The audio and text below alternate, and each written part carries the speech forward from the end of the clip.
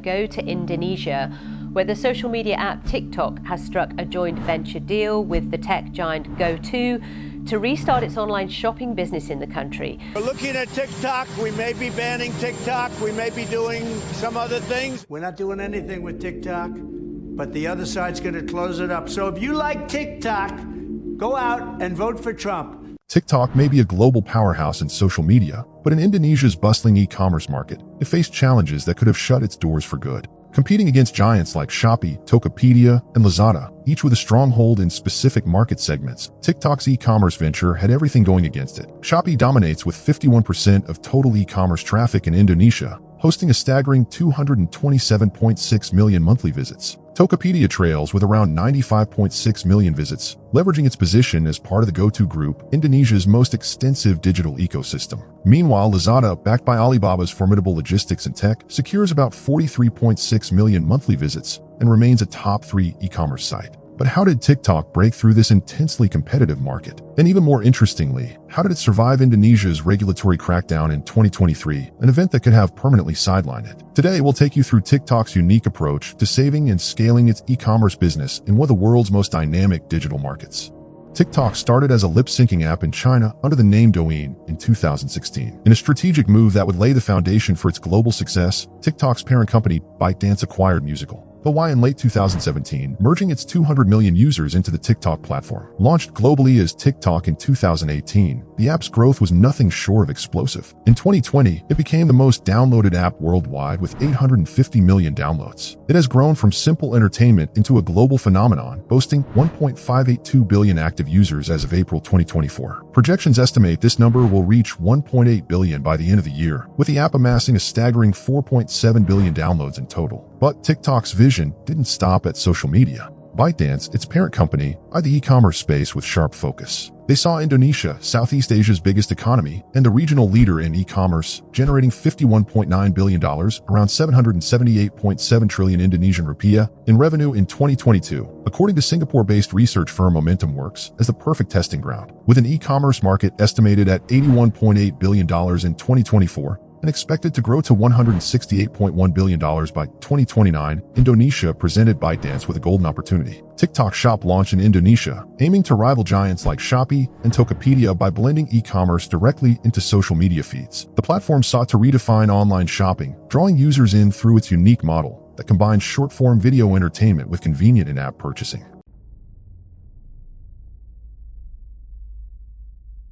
Yet, TikTok's entry wasn't without obstacles. In October 2023, the Indonesian government banned direct social media transactions to protect local merchants. This forced TikTok Shop to pause operations, a potentially devastating blow to its e-commerce ambitions in one of its most promising markets. This regulatory challenge didn't just affect TikTok, it underscored Indonesia's unique market environment. While competitors like Shopee and Lazada had built their brands with traditional e-commerce models, TikTok faced the challenge of proving its integrated social commerce model could comply with strict local regulations. If TikTok wanted to survive in Indonesia, it couldn't operate like other e-commerce giants. It needed a strategy to adapt and thrive in a unique regulatory environment. How did it make its comeback?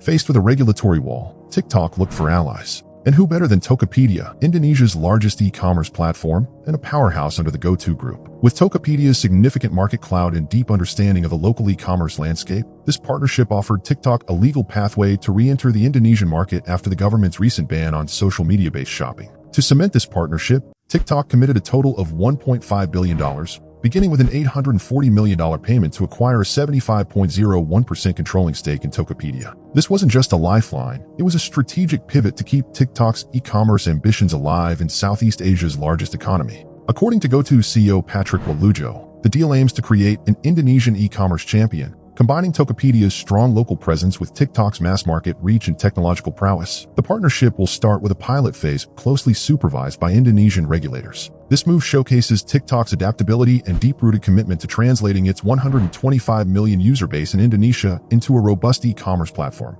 an opportunity it's capitalizing on with the help of Tokopedia's trusted logistics and market presence. With this new joint venture, TikTok Shop could resume its operations, leveraging Tokopedia's platform to offer seamless in-app shopping. Unlike Shopee's traditional marketplace, where users leave to make purchases, TikTok's model kept users engaged directly within the app, blurring the line between content consumption and online shopping.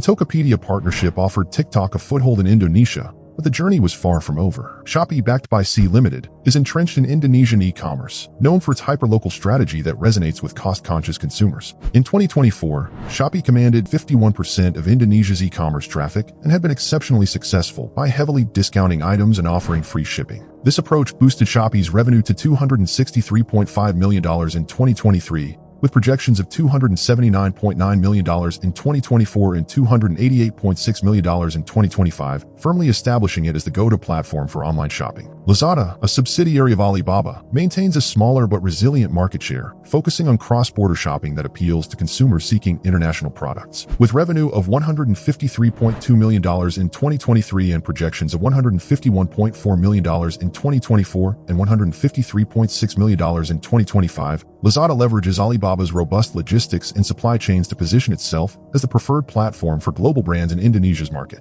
Unlike its competitors, TikTok Shop seeks to merge entertainment with commerce, creating an engaging, content-driven shopping experience. This strategy appeals particularly to younger, mobile-savvy consumers. With a demographic of 36.7% aged 18 to 24 and 52% female, TikTok taps into a significant user base eager for an interactive shopping experience. By transforming content into commerce, TikTok captures a distinct niche, leveraging short videos and live streams to bridge the gap between influencer culture and online shopping.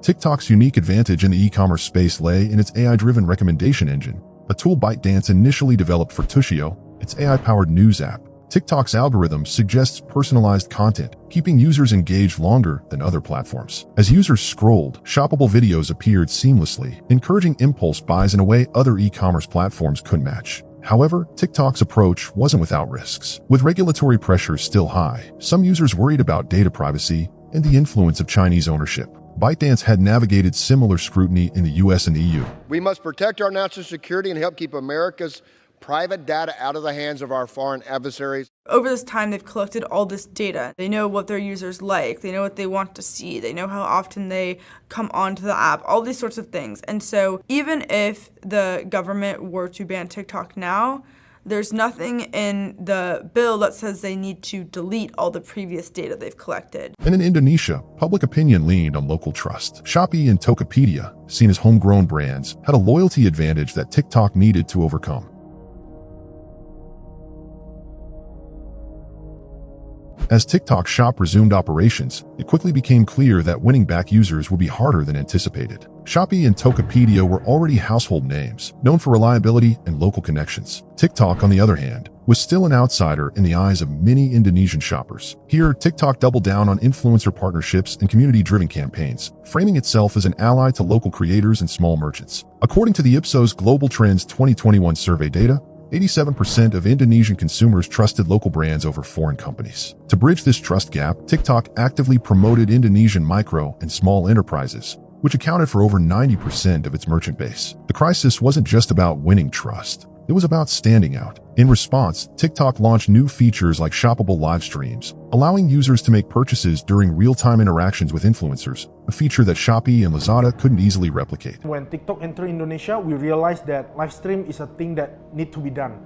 We cannot skip live stream. So since 2021, when TikTok entered Indonesia, we started to do live stream, collaborating with third party, and then we started to do our own.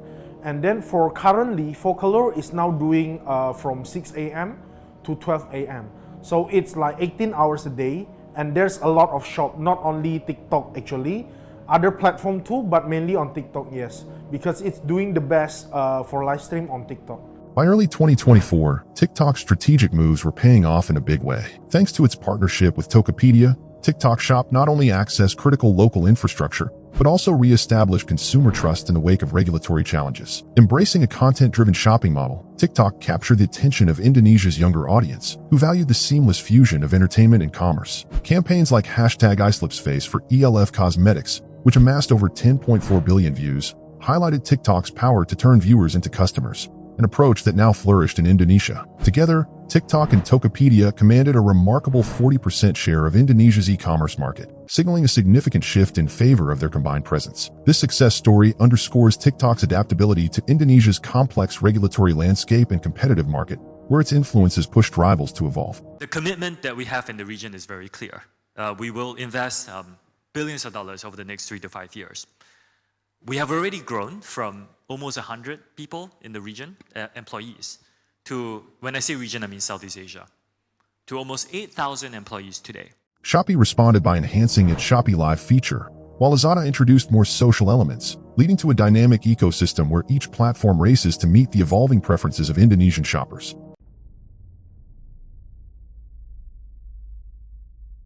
TikTok's re-entry into Indonesia isn't just about survival. It's about thriving, even in the face of challenges. Despite the Indonesian government's ban on TikTok Shop in October 2023, the platform's growth has been robust. According to Momentum Works, TikTok Shop's gross merchandise value, GMV, nearly quadrupled, skyrocketing from $4.4 billion in 2022 to an impressive $16.3 billion in 2024. This impressive surge places TikTok Shop on par with Indonesia's e-commerce heavyweight Tokopedia, with both platforms generating $16.3 billion in GMV, solidifying them as the second-largest e-commerce platforms in Indonesia by GMV. TikTok's strong performance, combined with Tokopedia's infrastructure, allowed it to skirt social media transaction restrictions while capturing a valuable slice of Indonesia's burgeoning e-commerce market. Their strategic partnership and aggressive user engagement brought millions of young, active buyers to TikTok Shop, with both platforms collectively achieving a formidable $32.6 billion GMV. With ByteDance's success in Indonesia, TikTok's e-commerce ambitions have only grown stronger. Partnering with Tokopedia, under the GoTo Group umbrella, proved a strategic pivot that not only overcame regulatory barriers, but also set a powerful precedent for expansion into other Southeast Asian markets. Indonesia, a huge market, almost 300 million people.